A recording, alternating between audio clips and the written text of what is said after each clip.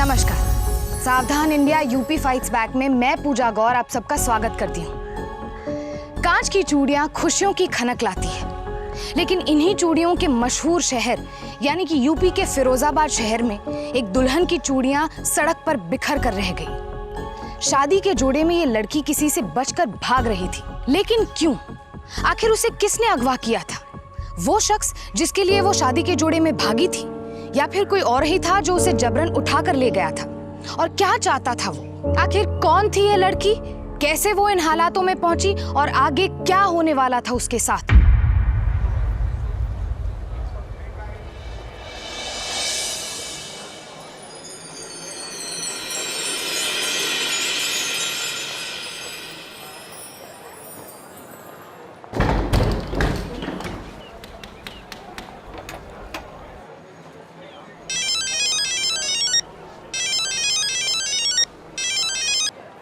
Hello. कहाँ हैं आप? सब लोग पूछ रहे हैं और मैं। अरे भाई पहुंच रहा हूँ। वो जया बिटिया के लिए जो मैंने अपने हाथों से चूड़ियां बनाई थी ना, वो दुकान में रह गई थी। आप जल्दी आ जाइए। बस पहुंचा समझो। हेलो। नमस्ते। वो पापा नहीं आए? एक मिनट जरा हाँ, इधर आइए। एक मिनट।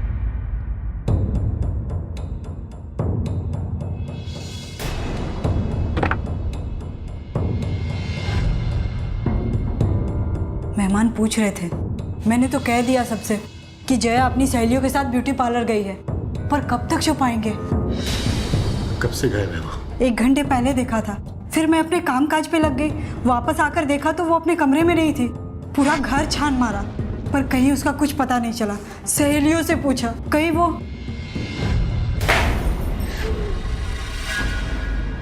ऐसा मत कहो। अरे दुकान पे जाने से पहले तो हम मिले थे उससे। ऐसा कुछ नहीं होगा, और वो हमारी बेटी है। ऐसा कोई गलत काम नहीं करेगी वहां। लेकिन लोगों को क्या कहेंगे? हम ढूंढेंगे जाके उसे। जब तक हम वापस नहीं आ जाते तुम किसी से कुछ मत कहना। पगड़ी उछल जाएगी। लड़की का मामला है, समझी? मैं आता हूं।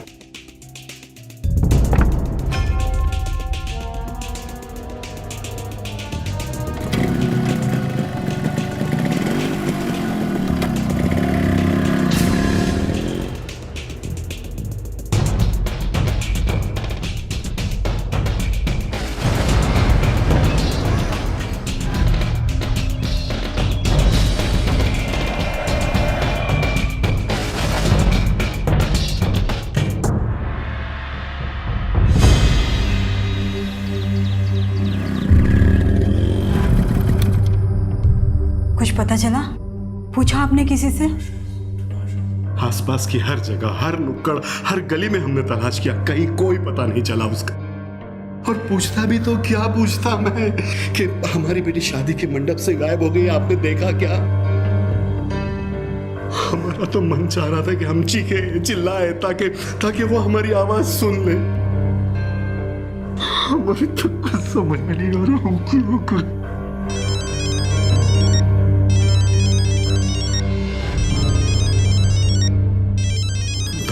फोन। हे भगवान, अब क्या होगा? क्या बताएंगे उन्हें?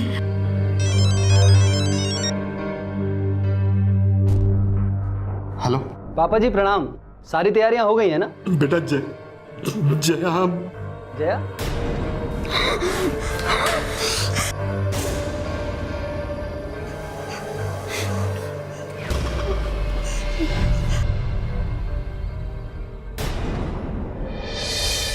जिसकी बेटी शादी के ऐन मौके पर भाग जाए, उस बाप का क्या हाल होगा? उसकी माँ पर क्या गुजरेगी? उनकी तकलीफ का अंदाजा लगाना मुश्किल है। मंधारी लाल और सिया पूरी तरह टूट चुके थे, क्योंकि आज उनकी अपनी बेटी जया ने उन्हें पराया बना दिया था। अपने माँ बाप के सारे सपनों को तोड़कर, उनकी आंखों में आंसू और शर्मिंदगी भरकर वो घर छोड़कर भाग चुकी थी। मंधारी लाल ने बड़े चाव से अपनी बेटी की शादी के लिए खुद अपने हाथों से चूड़ियां बनाई थी, पर आज वो ये तक नहीं जानते थे कि उनकी बेटी कहाँ और किस हाल में होगी। बच्चों को प्यार करने के साथ साथ उन्हें समझना भी बेहद जरूरी है। अगर जया के माँ बाप ने उसके मन की बात समझी होती तो शायद आज वो इस तरह से न भागती। लेकिन अब यहाँ सवाल ये था कि जया ने आखिर ये कदम क्यों उठाया। क्या वो इस शादी से खुश नहीं थी या फिर कोई और वजह थी? क्या अब वो घर वापस आएगी भी या नहीं? और उज्जवल, जिसकी होने वाली पत्नी शादी से पहले ही भाग चुकी थी, उस पर क्या गुजरी होगी? अब ये मामला निजी दुख के साथ सामाजिक शर्मिंदगी का भी हो चुका था। हमें माफ कर दो बेटा। जया के लिए मैं तुमसे माफी मांगती हूँ। आप मेरी माँ समान है, प्लीज ऐसा मत कहिए। हमारी बेटी की वजह से तुम्हें भी शर्मिंदगी उठानी पड़ रही है। लोग पूछेंगे शादी क्यों नहीं हुई, बारात क्यों नहीं आई, तो हम क्या जवाब देंगे समाज को? आप लोगों की चिंता क्यों कर रहे हैं पापा जी? सबसे पहले हमें ये देखना है कि जया जहाँ कहीं भी हो, ठीक हो, सुरक्षित हो, और आप मुझे अपना दामाद नहीं बेटा समझिए। बेटा, मैंने हर जगह तलाश किया उसे, लेकिन कहीं कुछ पता नहीं चला कि वो कहाँ गई, कैसे गई। तो फिर हमें पुलिस के पास जाना चाहिए। नहीं बेटे, अगर पुलिस के पास ये बात गई तो सारे शहर को पता चल जाएगा कि मंदारी लाल की बेटी शादी के मंडप से भाग गई। लेकिन पापा जी, हमारे पास और कोई चारा भी तो नहीं है। पुलिस की मदद से हम जल्द से जल्द ये पता लगा पाएंगे कि जया कहाँ है। दामाद जी सही कह रहे हैं, आप मान जाइए ना। कैसे मान जाऊं मैं सिया? उम्र गुजर गई है मेरी काम करते करते। पैसा कम और इज्जत ज्यादा कमाई है मैंने। पुरखों का नाम मिट्टी में मिल जाएगा। ऐसा कुछ नहीं होगा पापा जी, मैं आपसे वादा करता हूँ कि जया जहाँ कहीं भी मिलेगी, जिस भी हाल में मिलेगी, मैं थामूंगा उसका हाथ। अपनी पत्नी का दर्जा दूंगा उसे मैं, और समाज में कोई भी आप पर या आपके परिवार पर उंगली नहीं उठा पाएगा। लेकिन इस वक्त मुझे प्लीज पुलिस के पास जाने दीजिए। ठीक है बेटा।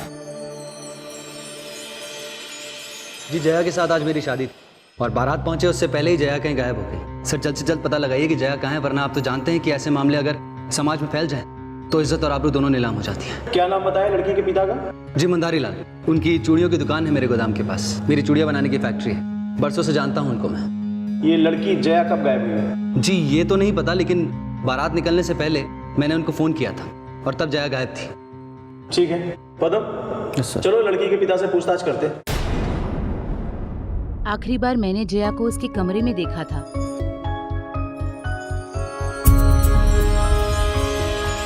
बहुत सुंदर लग रही है मेरी बेटी, पर एक कमी है। अपने पापा के हाथों की बनी हुई चूड़ियां पहन ले, फिर पूरी दुल्हनिया दिखेगी। मैं मेहमानों को देख कर आती हूँ। हाँ,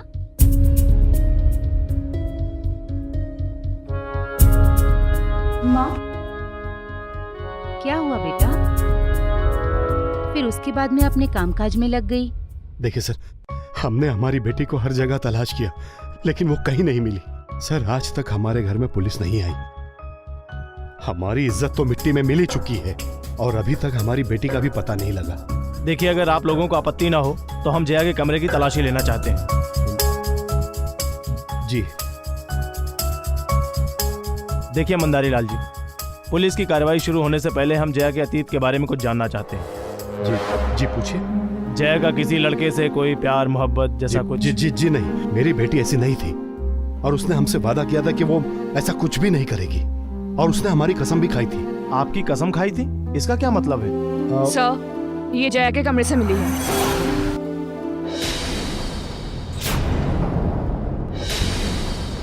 कुछ खास नहीं लिखा है।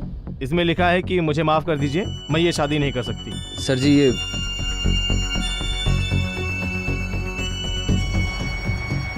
हाँ, तो मंदारी लाल जी, आप कुछ कह रहे थे कि उसने आपकी कसम खाई थी। ऐसा क्या है जो आप मुझे बता नहीं रहे? मैं बताती हूँ आपको। कुछ महीने पहले मैंने उसे किसी लड़के से बात करते हुए सुना था। जब मैंने उससे पूछा तो उसने कहा वो उस लड़के से प्यार करती है। और उससे पूछने के बाद हमको ये पता चला कि वो लड़का हमारी बिरादरी का नहीं है और कुछ ज्यादा खास कमाता भी नहीं था। तो ऐसे लड़के के हाथ में अपनी लड़की का हाथ कैसे दे सकता था? मैंने बहुत समझाया उसको और वो समझ भी गई थी कि आइंदा उस लड़के से वो नहीं मिलेगी, भूल जाएगी उसे, और इस शादी के लिए वो अपनी मर्जी से राजी हुई थी, बिना किसी दबाव के। सर, वो लड़का कौन था? अब ना तो मैंने उसका नाम पूछा और ना ही मैंने उसकी शक्ल देखी। आपने? शादी की तैयारियां करते वक्त मुझे उसकी अलमारी से एक फोटो मिली थी। क्या? ये बात तुमने मुझे क्यों नहीं बताई? क्या बताती मैं? उसने कहा कि वो उस लड़के को भूल चुकी है, गलती से उसका फोटो रह गया है। फिर मैंने उसकी फोटो ले ली। आपके पास है वो फोटो अभी? लाइए।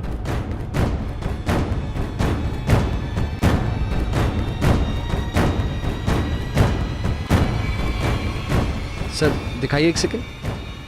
मैं तो जानता हूं इसे, ये तो मिथिलेश है। मिथिलेश? आप कैसे जानते हैं इसे? मेरी फैक्ट्री में मजदूरी करता है। छोड़ूंगा नहीं इसे। इसकी जरूरत कैसे हुई मेरी होने वाली बीवी के साथ ये सब करने की? शांत रहिए, और आप ऐसा कुछ भी नहीं करेंगे। पुलिस ये तो जान चुकी थी कि जया मिथिलेश से प्यार करती थी, यानी कि ये शादी उसकी मर्जी के खिलाफ हो रही थी, और शायद यही वजह थी कि वो शादी से भाग निकली थी। लेकिन अब उसका कहीं कोई अता पता नहीं था। पुलिस उसके बारे में सारी जानकारी जुटा चुकी थी, पर क्या वो उसे ढूंढने में कामयाब हो पाएगी? वो घर से तो भागी थी, पर फिर उसका अपहरण हो चुका था। तो क्या मिथिलेश ने ही ऐसा उसके साथ किया था, या फिर किसी और की नजर भी थी जया पर? ये गुत्थी जितनी आसान दिख रही थी, उतनी आसानी से सुलझने वाली नहीं थी। लेकिन फिलहाल पुलिस के लिए मिथिलेश को पकड़ना सबसे जरूरी था, क्योंकि शायद वही एक शख्स था जो सच जानता था।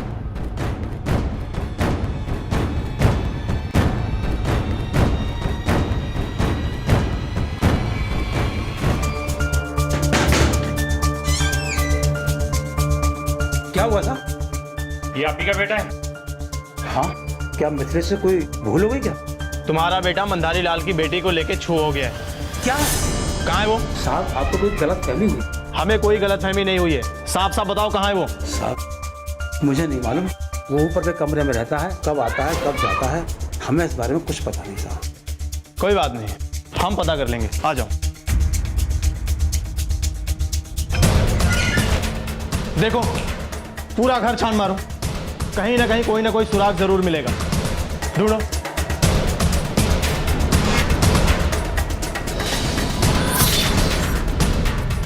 सर ये दुपट्टा, सर जया के माता पिता के स्टेटमेंट के अनुसार जया ने इसी रंग का दुपट्टा पहना था जिस दिन वो घर से भागी थी।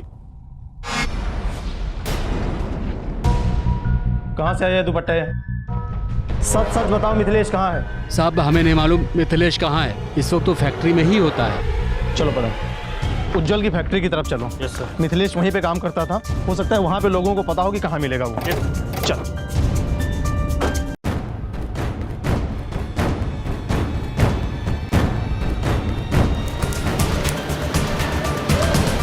हाँ साहब, मिथिलेश मेरे साथ ही काम करता था, आज काम पर नहीं आया। कोई और ठिकाना है उसका? क्या किया उसने? आज सब लोग उसी को पूछ रहे हैं। सब लोग? और कौन पूछ रहा था? उज्जवल बाबू और उनके ससुर जी भी आए थे कुछ देर पहले। क्या कहा तुमने उनको? यही कि जितना वक्त वो घर पर रहता था उतना ही वो अपने दोस्त के घर पर भी रहता था, खास करके जब वो नाइट शिफ्ट पर जाता था। उसके दोस्त का घर कहाँ है? जोधा बस्ती में है साहब। ठीक है। रुक जा वरना नहीं छोड़ूंगा तेरे को। अरे उज्जवल, बता जया का है। मैंने तुझे अपनी फैक्ट्री में काम करने दिया और तूने जया को गायब कर दिया। जया मुझे नहीं पता। उज्जवल बाबू रुक जाओ, छोड़ो। आप कानून को अपने हाथ में मत लीजिए। इसको तो हम थाने लेकर चलेंगे, वहां उगलवाएंगे जया कहाँ है। बता मेरी बेटी कहाँ है? कहाँ है मेरी बेटी? साहब पूछे ना मेरी बेटी कहाँ है? मैं सच कह रहा हूँ साहब। साहब मुझे नहीं पता जया कहाँ है। झूठ मत बोल। ये दुपट्टा मैं तेरे घर से लाया।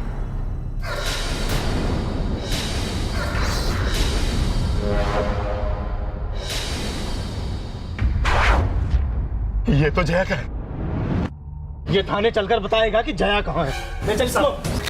जया का दुपट्टा है। कहीं उसने मेरी जया के। बहुत हो गई तेरी नौटंकी, सच बता जया कहाँ है। देख, हम तुझे फंसाना नहीं चाहते हैं, लेकिन सच सच बता दे कि जया कहाँ पर है। तुम दोनों ने भाग के शादी तो नहीं की है ना? सच सच बता दे, वरना सच उगलवाने के हमारे पास और भी बहुत सारे तरीके हैं। बताओ। साहब मैं सच कह रहा हूँ, मुझे नहीं पता जया कहाँ है। झूठ मत बोल। जया का दुपट्टा मैं तुम्हारे कमरे से मिला। जया ने अपने फोन से आखिरी फोन तुम्हारे नंबर पे किया था। बोल जया कहाँ है? साहब ये सच है कि जया ने मुझे फोन किया था। ये भी सच है कि हम दोनों एक दूसरे को बहुत चाहते हैं साहब। कैसा लग रहा है? बहुत अच्छी। मैं तुम्हारे लिए कुछ लाया हूँ।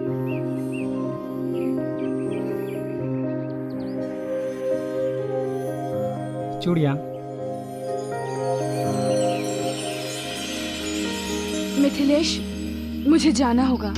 मैं ये चूड़ियाँ पहनना चाहती हूँ, लेकिन हमेशा हमेशा के लिए, यूँ चोरी छिपे नहीं। और मैं जानती हूँ कि मेरे पापा हमारी शादी के लिए कभी नहीं मानेंगे। आई एम रियली सॉरी, पर मुझे जाना होगा। मैं ये चूड़ियाँ नहीं ले सकती। साहब, हम दोनों अलग बिरादरी से हैं और मैं मजदूरी करता हूँ। जया के माता पिता नहीं माने और जया अपने माता पिता को दुख नहीं पहुँचाना चाहती थी, इसलिए उसने मुझे सब कुछ भूल जाने को कहा था साहब। लेकिन उस दिन जब जया की शादी थी तो उसने मुझे फ़ोन किया। मिथिलेश, मैं ये शादी नहीं कर सकती। मैं तुम्हारे बिना नहीं जी सकती। मैं जानती हूँ इस शादी से ना ही मैं खुश रहूंगी और ना ही उज्जवल जी। क्या तुम उस पुलिया के नीचे आ सकती हो? हम फिर वहाँ से शहर जाकर कोर्ट में शादी कर लेंगे। ठीक है, मैं आती हूँ। तुम मेरा वहाँ इंतजार करना, मैं बस अभी पहुँच रहा हूँ। हाँ ठीक है। लेकिन जब मैं वहाँ पहुँचा तो वहाँ जया नहीं थी। मैंने बहुत देर इंतजार किया, फिर मुझे लगा कि जया नहीं आएगी, लेकिन बाद में मुझे पता चला कि जया गायब हो गई है, तो मैं घबरा गया साहब। फिर उसका दुपट्टा तुम्हारे घर से कैसे मिला? मुझे नहीं पता साहब, मैंने जया को नहीं देखा। मेरा विश्वास कीजिए साहब। झूठ मत बोल साहब, अगर मुझे जया मिल गई होती तो मैं उसे शहर लेकर भाग जाता। दिन दहाड़े मोहल्ले वालों के बीच में उसे अपने घर क्यों लाता? मैं अपने दोस्त के घर था साहब। आप किसी से भी पूछ लीजिए, किसी ने तो देखा होगा ना मुझे जया के साथ। पापा जी, मैं आपके साथ हूं। मिथिलेश से पुलिस सच उगलवा कर रहेगी, आप चिंता मत करिए। कुछ पता चला जया के बारे में? पुलिस पूछताछ कर रही है मिथिलेश से। हमारी बेटी जया का दुपट्टा मिला है मिथिलेश के घर से। पुलिस सब उगलवा लेंगे उससे। हाँ, मैंने पहले ही कहा था आपसे। तो क्या करूं मैं? अरे मुझे क्या पता था कि मेरी बेटी मेरी कसम खाने के बाद इस तरीके का कदम उठाएगी। मैं तो सिर्फ एक बाप का फर्ज निभा रहा था, खुश देखना चाह रहा था मैं उसे। मुझे क्या मालूम था कि हमें अपनी बेटी खोनी पड़ जाएगी। मिथिलेश के कमरे से मिली जया की चुनरी इस बात का सबूत थी कि जया के भागने से उसका सीधा ताल्लुक था और इसी आधार पर पुलिस ने उसे गिरफ्तार कर लिया था। वो बार बार यही कह रहा था कि उसे नहीं पता कि जया की चुनरी उसके कमरे में कैसे पहुंची। तो क्या मिथिलेश झूठ बोल रहा था या फिर जया के गायब होने के पीछे कोई और ही रहस्य था?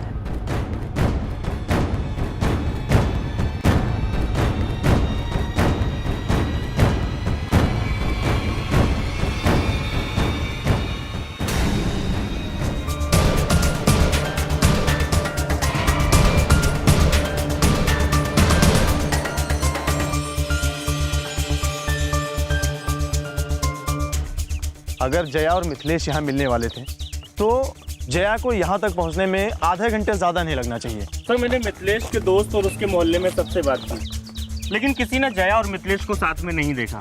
दिन का वक्त था सर, काफ़ी भरा हुआ इलाका है। सर, मुझे लगता है कि अगर वो दोनों साथ होते तो किसी न किसी ने तो उनको ज़रूर देखा होता। सर, मिथिलेश के बयान के मुताबिक वो सारा दिन अपने दोस्तों के घर पर ही था।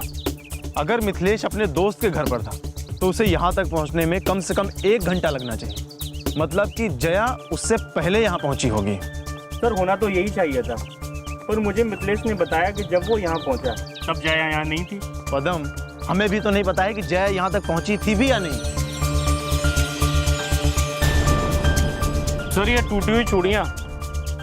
पदम, फिरोजाबाद है, चूड़ियों का शहर है। किसी भी दुकानदार के हाथ से आते जाते गिर गई होगी, टूट गई होगी, इसमें ताज्जुब की क्या बात है? पर सर, इस पर खून लगा हुआ है।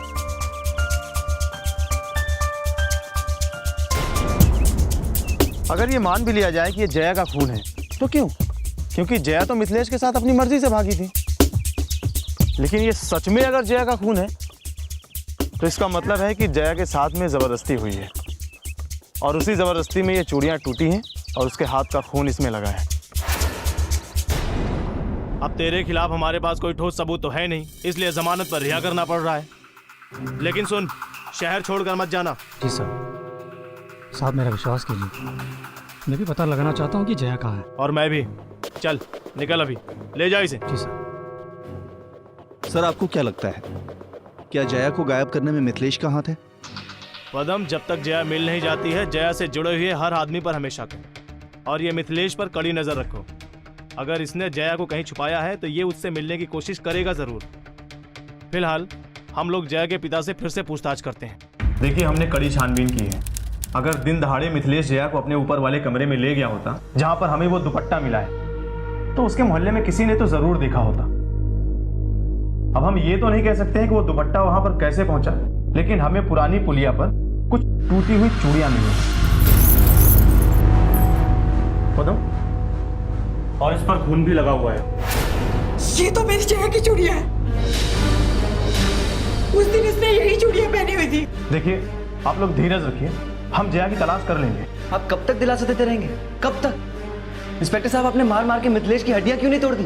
क्यों नहीं सच उगलवाया उससे? देखिए, हमारे पास उसके खिलाफ ठोस सबूत नहीं है, इसलिए हम उसको रिमांड पर नहीं रख सकते हैं और इसलिए हमको उसे जमानत पर रिहा करना पड़ा। ये क्या कह रहे हैं सर आप?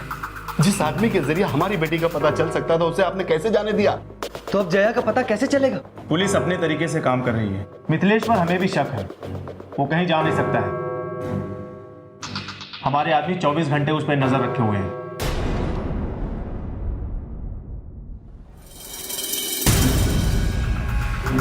सर, मिथिलेश अभी अपने घर पर ही है और हमारे आदमी भी वहीं पे हैं। जब तक मिथिलेश कुछ बताता नहीं है, हम हाथ पर हाथ रखे नहीं बैठ सकते।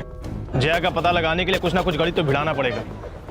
पदम, हम जया का मिनट बाई मिनट ग्राफ बनाते हैं। जया की मां ने दिन में 11 बजे जया को आखिरी बार यहाँ देखा था। जया ने 11:30 बजे मिथिलेश को फ़ोन किया था।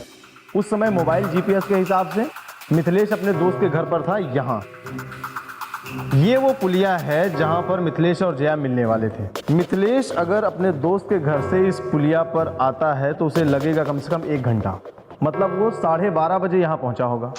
उस समय जया यहाँ नहीं थी। सर, जया के घर से इस पुलिया का सबसे नजदीक रास्ता ये है जहाँ इतने लोग भी नहीं रहते।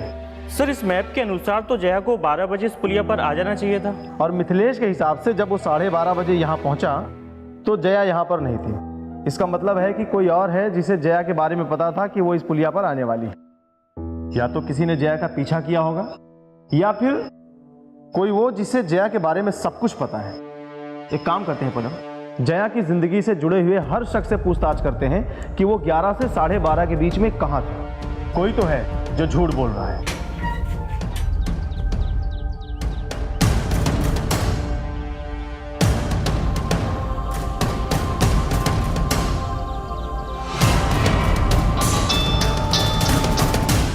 सर, इस समय मिथिलेश बस अड्डे पे है सर। लगता है भागने की कोशिश कर रहा है सर। सर, आप कहें तो उसे अरेस्ट कर लें? नहीं नहीं, सिर्फ उस पर नजर रखो। देखो वो कहाँ जा रहा है, हो सकता है वो जया से मिलने जा रहा हो। ठीक है? ठीक है सर। जया को घर से भागे हुए 24 घंटे बीत चुके थे, पर अभी तक उसका कोई अता पता नहीं था। आखिर जया कहाँ थी, किस हाल में थी? पुलिस को अब तक कोई भी पुख्ता सबूत या जानकारी हासिल नहीं हो पाई थी और किसी भी पुख्ता सबूतों के अभाव में पुलिस ने मिथिलेश को जमानत पर छोड़ दिया। पर क्या पुलिस मिथिलेश के जरिए जया तक पहुंचने में कामयाब हो पाएगी? जया के माता पिता और उसका मंगेतर उज्जवल दर्द और शर्मिंदगी से गुजर रहे थे, तभी इस कहानी में एक नया मोड़ आया।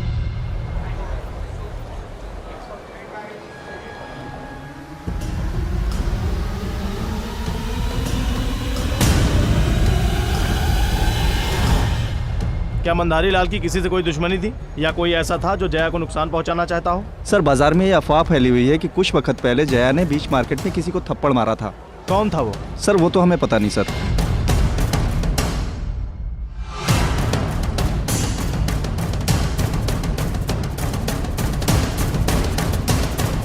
उज्जवल जी, जिस वक्त जया गायब हुई उस वक्त आप कहाँ थे? देखिए, एक रूटीन इंक्वायरी है, इसलिए हमें आपसे भी पूछताछ करनी पड़ेगी। उस दिन मेरी शादी थी, मैं यहीं पर घर पर था, बारात लेके निकलने वाला था, और कहाँ रहूंगा मैं? मैंने आपके घर में आए हुए लगभग हर मेहमान से पूछताछ की है। किसी ने भी आपको 11:30 से 12:30 के बीच में घर में नहीं देखा। क्या कहना क्या चाहते हैं आप? मैं ठीक से समझ रहा हूँ आपके इस गेम को। आप मुझसे सवाल जवाब कर रहे हैं, इसका साफ मतलब है कि आप मुझ पर शक कर रहे हैं। क्या मेरी मंगेतर गायब है और आप मुझे को परेशान कर रहे हैं? देखिए, मैं आपके इन बेहुदा सवालों का जवाब नहीं देना चाहता। आपको जो भी कानूनन कार्रवाई करनी है आप कीजिए, लेकिन मैं अब और एक शब्द नहीं बोलूंगा। अरे उज्जवल साहब, आप तो खामखा गुस्सा हो गए, मैं तो ऐसे ही पूछ रहा था। खैर, आप जरा ठंडे दिमाग से सोचिए कि आप उस वक्त कहाँ थे, शायद आपको याद आ जाए। हम फिर मिलेंगे। Thank you.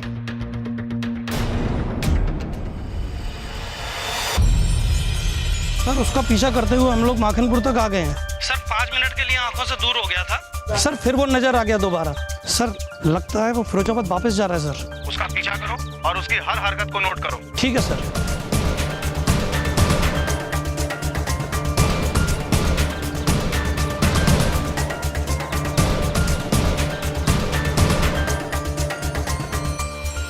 पता चला जया के बारे में?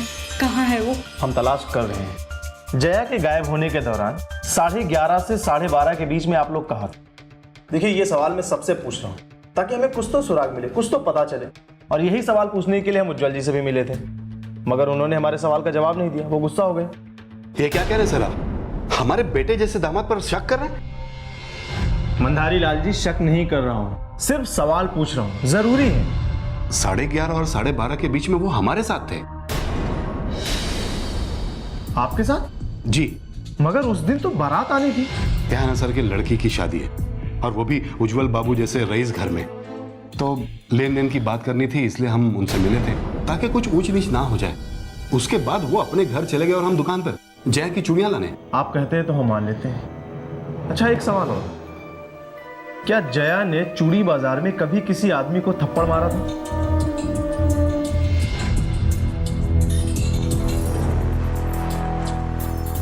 जी सर। लेकिन आप ऐसा क्यों पूछ रहे हैं? कहीं उसने जया को? हो सकता है। अरे नहीं साहब, वो तो लखन सिंह था। उसने जया के साथ मार्केट में कुछ बदतमीजी की थी, उसके बाद जया ने उसे थप्पड़ मार दिया, लेकिन उसके बाद वो खुद घर आकर हम लोगों से पैरों पे गिरकर माफी मांगा था। लेकिन सर, ये तो कई महीनों पुरानी बात है, उसके बाद ऐसा कुछ भी नहीं हुआ। ठीक है, अभी मैं चलता हूं। कहीं लखन सिंह ने? नहीं, ऐसा कुछ भी नहीं हुआ होगा। वो जहां भी होगी ना, ठीक होगी। हमारे और हमारे दामाद जी के बीच में तो कोई लेन देन की बात नहीं हुई थी ना, फिर आपने ऐसा क्यों कहा? और आखिर दामाद जी ने पुलिस को क्यों नहीं बताया कि उस दिन वो 1 घंटे के लिए? सिया, वो हमारे बेटे जैसे हैं, क्या कुछ नहीं किया उन्होंने हमारे लिए? कहीं फंस गए होंगे। और तुम क्या चाहती हो कि इस पूरी छानबीन में मैं उनका नाम बदनाम होने दूं? सब ठीक हो जाएगा। तो मैंने पुलिया के दोनों रहते लोगों से बात की, लेकिन किसी ने जया और मिथिलेश को देखा ही नहीं। सर, एक दुकानदार ने वहाँ किसी झगड़े की आवाज़ सुनी। सर, जब तक कि वो दुकानदार बाहर आया, कोई गाड़ी लेके जा चुका था, और उसके तुरंत बाद एक और गाड़ी वहाँ से गुजरी। अच्छा, कितने बजे हुआ है सब? सर, यही को तकरीबन 12 से 12:30 के बीच। सर, उसने ये भी बताया कि उन गाड़ियों पर चूड़ी के स्टिकर लगे थे। और कुछ? सर, एक गाड़ी का तो पता नहीं, लेकिन दूसरी गाड़ी किसी लखन सिंह की थी। चूड़ी मार्केट में दुकान है उसकी। तुम ही लखन हो? हाँ, क्यों? तेरे क्यों का जवाब तो बड़े साहब थाने में देंगे। चल। अरे साहब, मैंने क्या किया है? याददाश्त वापस दिलाऊं या जया का थप्पड़ याद आ गया? वो तो साहब कुछ महीने पहले की बात है साहब, पर आप इतने दिन बाद मुझसे क्यों पूछ रहे हैं साहब? साहब, हम तो उससे प्यार करते हैं। एक दिन हमने हिम्मत करके दिल की बात बताई तो साहब गाल पे थप्पड़ मार दिया साहब उसने। पर हम नाराज नहीं थे उससे, प्यार जो करते थे हम उससे, पर हम उसका बुरा क्यों चाहेंगे साहब? झूठ मत बोल। साहब, मैं झूठ नहीं बोल रहा हूँ, बिल्कुल सच बता रहा हूँ। हाँ, ठीक है। इसकी दुकान और मकान में कुछ भी नहीं मिला। इसकी गाड़ी में कुछ मिला? नहीं सर, हमें वहाँ कुछ नहीं मिला। इसका मतलब है कि जया फिर उस दूसरी गाड़ी में होगी। कुछ पता चला वो गाड़ी किसकी थी? नहीं सर, अब तक कुछ पता नहीं चला। वो साहब मैं बताऊं, वो गाड़ी किसकी थी? किसकी? साहब, मैं पुलिया से जा रहा था तो आगे मोड़ पे एक गाड़ी को जाते हुए पीछे से देखा साहब। साहब, मैं तुरंत पहचान गया साहब वो गाड़ी किसकी थी। जया के गायब होने के बाद हमारी हर इन्वेस्टिगेशन में बार बार आपका नाम क्यों आता है? बकवास है ये सब। कहाँ थे आज दिन भर आप? जब आपका फोन आया तब मैं घर पे था, और सीधा वहां से यहाँ आया। चिंता के मारे कई दिनों से फैक्ट्री भी नहीं जा पा रहा हूँ मैं। जिस दिन जया गायब हुई है, उस दिन 11:30 से 12:30 के बीच में कहाँ थे आप? मंधारी लाल जी ने आपको बताया तो था कि मैं उनके साथ था। उन्होंने बताया था कि तुम उनके साथ थे, लेकिन हमारे पास एक गवाह है जिसने तुमको उस दिन उस वक्त पर उस पुरानी पुलिया के पास देखा। तो पुरानी पुलिया पे जाने से मैंने ऐसा कौन सा गुनाह कर दिया? ताज्जुब की बात है उज्जवल जी कि जिस वक्त आप उस पुलिया पर थे, ठीक उसी समय जया भी उसी पुलिया पर थी। मैं मंधारी लाल जी से मिलकर वापस लौट रहा था। मुझे क्या पता था कि जया उसके मिलने उसी पुल पर गई। मंधारी लाल ने बताया कि आप उनसे मिलने के लिए चूड़ी बाजार के अपने गोडाउन में गए थे। जी बिल्कुल। वहां से आपके घर की दूरी सिर्फ 10 मिनट की है, फिर भी आपने इतना लंबा रास्ता तय किया अपने घर पहुंचने के लिए, क्यों? शादी का सीजन है सर, उस रोड पर जाम लगा हुआ था, इसलिए घर जल्दी पहुंचने के लिए मैंने पुलिया वाला रास्ता ले लिया। और ये क्या उल्टे सीधे सवाल पूछ रहे हैं आप मुझसे? थोड़ा तो कॉमन सेंस लगाइए कि मैं अपनी मंगेतर को शादी के दिन क्यों गायब करूं? हमारा कॉमन सेंस तो ये कहता है कि आपको जया और मिथिलेश के बारे में खबर हो गई थी और आपने गुस्से में आकर। झूठ है ये सब। अगर मुझे जया को गायब करना ही होता तो मैं आपके पास कंप्लेंट लिखवाने क्यों आता? आपको जया मिल नहीं रही है, इसका मतलब आप मुझ पे कोई भी आरोप थोपते रहेंगे। हेलो, क्या ठीक है, हम अभी आते हैं। आप भी हमारे साथ चल रहे हैं। क्यों? आपकी फैक्ट्री की भट्टी में एक डेड बॉडी मिली है। पदम, ये डेड बॉडी तो किसी लड़की की ही लगती है, लेकिन ये जया की डेड बॉडी है, इस बारे में कहना अभी मुश्किल है। डीएनए रिपोर्ट के बाद ही कुछ कहा जा सकता है। तुमने कब देखा इसे? हम सब खाने की छुट्टी पर थे साहब। मैं ये भट्टी संभालता हूँ साहब। तापमान नापने के लिए जब जल्दी आया मैं, तो भट्टी में एक लाश देखा साहब। मैं पूरा शरीर जल चुका था। तुम्हें किसी पे शक है? नहीं साहब। तुमने किसी को आते जाते देखा यहाँ? नहीं साहब, सब छुट्टी पे थे साहब। पदम, तुम लोग बाकी मजदूरों से पूछताछ करो, आसपास के लोगों से पूछताछ करो, शायद कुछ पता चले। जाओ। इंस्पेक्टर साहब, ये मेरी जया नहीं है ना? उज्जवल जी, बॉडी पूरी तरह से जल चुकी है, इसलिए कंफर्म कहना बहुत मुश्किल है कि यह जया है या नहीं, लेकिन लगता है कि यह जया की ही डेड बॉडी है। आई एम सॉरी उज्जवल जी, हमने आप पर शक किया, क्योंकि जिस वक्त यह हादसा हुआ उस समय तो आप हमारे साथ थे। मुझे कोई फर्क नहीं पड़ता कि आप मुझ पर शक करें ना करें, लेकिन अगर ये जया की डेड बॉडी निकली तो मैं मंधारी लाल जी और मम्मी जी को क्या जवाब दूंगा? मार डाला मेरी बेटी को, मार डाला मेरी जया को।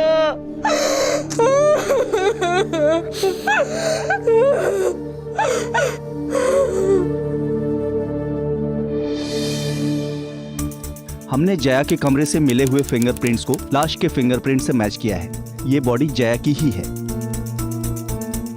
सर, कुछ पता चला? ऑटोप्सी अभी बाकी है, लेकिन लाश की पहचान हो गई है। लाश जया की ही है। सर, मैंने फैक्ट्री के मजदूरों से बात की। सर, उन्होंने मुझे बताया कि उन्होंने मिथिलेश को फैक्ट्री के आसपास नशे की हालत में देखा। ये साबित हो चुका था कि उज्जवल की फैक्ट्री से मिली अधजली लाश जया की ही थी, यानी कि जया की हत्या हो चुकी थी, और वो भी इतनी बेरहमी से। तो आखिर उज्जवल का इन सबसे क्या लेना देना था? पुलिस को अब असली गुनहगार और उसके हत्यारे तक पहुंचना जरूरी था। मंधारी लाल के दिए गए बयानों के अनुसार उज्जवल उनके बेटे जैसा था। लखन पहले ही अपनी गलती की माफी मांग चुका था और मिथिलेश के खिलाफ एक भी सबूत नहीं था। तो आखिर इन सब के पीछे कौन था, और क्या पुलिस मौजूदा सबूतों के आधार पर असली गुनहगार तक पहुंचने में कामयाब हो पाएगी? मैं नशे की हालत में घर नहीं जाना चाहता था, इसलिए मैं फैक्ट्री गया था अपने दोस्त से उसके घर की चाबी मांगने के लिए। जैसे मैं पीछे के दरवाजे से जाऊं, उज्जवल वहां अपनी गाड़ी लेकर गुजर रहा था। उसने मुझे देखा और गुस्से में बहुत मारा साहब। सच सच बोल, कहानी मत बना। उज्जवल कल फैक्ट्री गया ही नहीं, सच बोल वरना मार डालो साहब, फांसी पर चढ़ा दो, कोई फर्क नहीं पड़ता। जब मेरी जया ही नहीं रही तो मैं जीकर क्या करूंगा साहब। लेकिन मैंने आज तक जो भी कहा सब सच कहा साहब, सब सच कहा। मिथिलेश कह रहा है कि कल उज्जवल ने उसे फैक्ट्री में पीटा। उज्जवल कह रहा है कि वो कल फैक्ट्री गया ही नहीं था, वो घर से सीधे पुलिस स्टेशन में आ गया। अब समझ में नहीं आ रहा है कौन सच बोल रहा है कौन झूठ बोल रहा है। मैं समझा नहीं, आप कह रहे हैं कि जया की मौत कल नहीं हुई? जी, जया की मौत ठीक उसी दिन हुई थी जिस दिन जया गायब हुई थी। जो हाथ जला नहीं था उसमें कांच की चूड़ी के छोटे छोटे टुकड़े इतने गड़े हुए थे मानो किसी ने उसे कांच की चादर पर लिटाया हो। ये भी तो हो सकता है कि जब उसकी लाश को भट्टी में डाला गया हो तो ये टुकड़े तब गड़ गए। नामुमकिन, ये टुकड़े उसकी चमड़ी की मांसपेशियों को काट कर गहराई तक गड़े हुए थे। सर, ये एक ही सूरत में हो सकता है। लाश को कातिल ने कांच के चूरे के साथ किसी एयरटाइट बैग में बंद कर रखा हो, ताकि बदबू न फैले। जी, और कुछ केमिकल भी उसकी चमड़ी से मिले। ये केमिकल कांच की चूड़ियों में रंग बनाने के लिए उपयोग किया जाता है। मतलब ये है कि जया को जिसने भी मारा है वो कांच की चूड़ियों के बिजनेस से जुड़ा हो सकता है। जी हाँ, सबूत तो इसी ओर इशारा करते हैं। मुझे बस अपनी बेटी को विधि पूर्वक विदा करना है, उसका अंतिम संस्कार करना है। आप प्लीज संभालिए अपने आप को। उज्जवल बाबू, मिथिलेश तो सच नहीं बोल रहा है, आप क्यों नहीं बोल देते? क्या क्या मतलब है आपका? आप जरा अपनी गाड़ी की चाबी देंगे?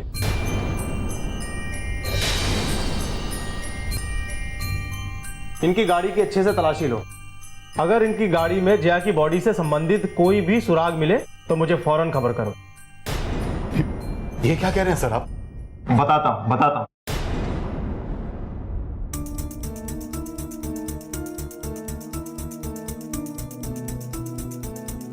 उज्जवल बाबू, तुमने कहा था कि कल तुम फैक्ट्री नहीं गए थे। जी नहीं गया था। और मिथिलेश ने कहा कि तुम फैक्ट्री कल गए थे। मिथिलेश गुनाहगार है, झूठा वो है। उसके कहने पर आप ये कैसे बोल सकते हैं कि उज्जवल गुनाहगार है? इल्जाम नहीं लगा रहा हूं मंधारी लाल जी, साबित भी करूंगा।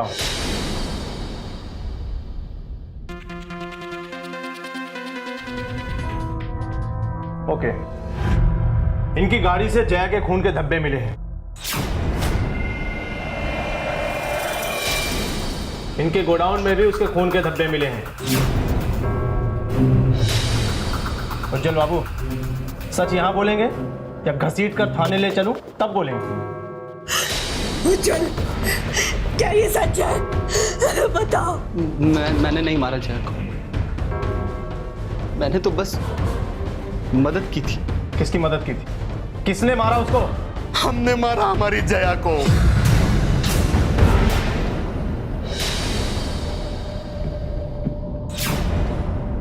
जया की शादी उज्जवल बाबू से हो जाए, ये हमारे लिए बहुत जरूरी था।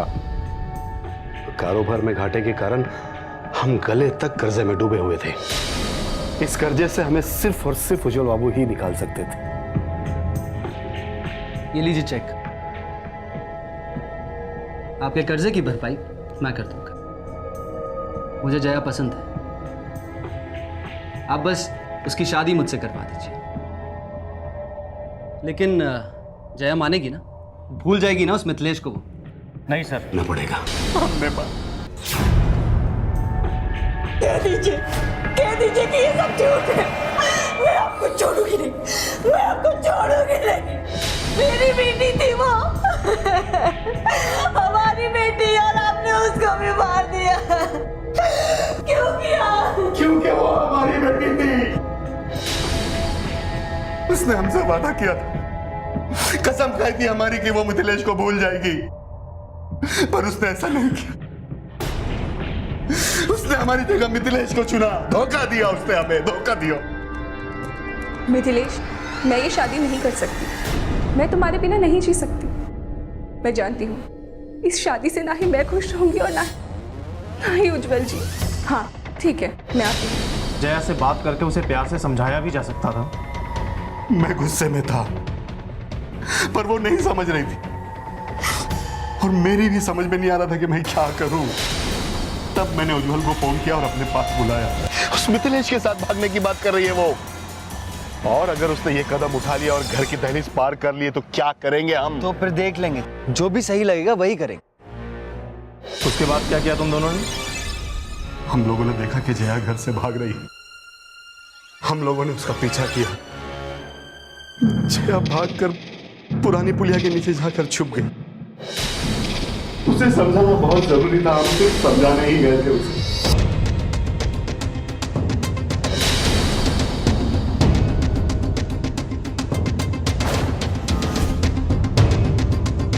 मिथिलेश के प्यार में पागल हो गई थी वो। मिथिलेश का नाम लेकर बार बार नौटंकी कर रही थी। इस हालत में हम उसे घर कैसे लाते? तुम्हें उस लड़के को बुलाना ही होगा बेटा, वो तुम्हारे लायक नहीं है। ये उज्जवल ही तुम्हारे लायक है। और तुमने तो हमारी कसम खाई थी, फिर क्यों तोड़ दी उसे? अरे क्यों अपने बाप की पगड़ी उछालना चाहती हो तुम? पापा, मैं आपको, माँ को या फिर उज्जवल जी को परेशान नहीं करना चाहती थी, पर मैं क्या करूं? नहीं जी सकती मैं उसके बिना। मिथिलेश, मिथिलेश, मिथिलेश! मिटा दिया जया के जुबान से मिथिलेश का नाम हमेशा हमेशा के लिए, जो कि हमारी बरादरी का था ही नहीं। मिथिलेश की वजह से जया मुझसे शादी नहीं करना चाहती थी, इसलिए जया की मौत के लिए मैं मिथिलेश को फंसाना चाहता था। मैंने ही जया का दुपट्टा मिथिलेश के कमरे में रख दिया था। जब हमने देखा कि पुलिस लखन की दुकान की तलाशी ले रही है तो हम डर गए। तब हमने सोचा कि लाश की बदबू की वजह से लोगों को पता ना चल जाए। मैं लाश को अपनी फैक्ट्री की भट्टी में जलाकर राख कर देना चाहता था। अगर लाश ही नहीं मिलेगी तो जया का खून कभी साबित ही नहीं हो पाएगा। मुझे पता था कि उस वक्त वर्कर्स ब्रेक पे होते हैं, कोई नहीं देखेगा। लेकिन अचानक वर्कर के जल्दी आ जाने से मैं लाश को पूरी तरह जला नहीं पाया। आप कैसे मार सकते हैं अपनी बेटी को? कैसे मार सकते हैं आप अपनी बेटी को? नहीं छोड़ूंगी मैं आपको, नहीं छोड़ूंगी। आपने मेरी बेटी को मार डाला। तुम लोगों ने एक निर्दोष लड़की को सिर्फ इसलिए मार दिया क्योंकि वो जिंदगी को अपने तरीके से जीना चाहती थी, अपनी आजादी से, अपनी पसंद से। अगर मेरे हाथ कानून से बंधे ना होते तो मैं तुम दोनों की तो इन दोनों को हटाओ मेरे सामने से। ले जाओ।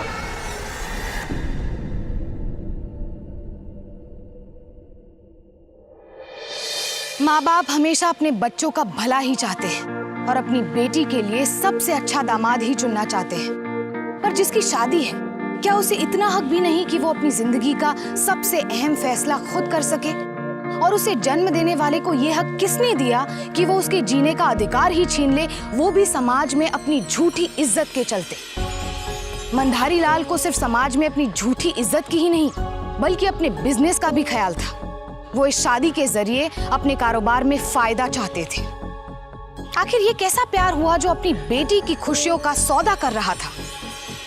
मंधारी लाल को अपनी बेटी की हत्या करने के जुर्म में आईपीसी की धारा 302 के तहत उम्र कैद की सजा सुनाई गई और उज्जवल को इस हत्या में शामिल होने के लिए आईपीसी की धारा 120 के तहत 7 साल की सजा सुनाई गई। सबसे बड़ी हैरानी की बात तो यह है कि ऑनर किलिंग के मामले में कानून की सख्ती होने के बावजूद इन हत्याओं और जुल्मों का सिलसिला नहीं रुक रहा। कानून अपना काम कर रहा है, पर समाज के नागरिक होने के नाते ये हमारी भी जिम्मेदारी बनती है कि हम लोगों को उनके बच्चों के प्रति ऐसा कोई भी गलत कदम उठाने से रोकें। शिक्षा और जागरूकता के जरिए ही ऑनर किलिंग के इस शर्मनाक अपराध को रोका जा सकता है। फिर होगी आपसे मुलाकात जुर्म से जंग की ऐसी ही बेमिसाल कहानी के साथ। तब तक सावधान इंडिया, यूपी फाइट्स बैक। जुर्म से जंग जारी है, अब यूपी की बारी है। तो सावधान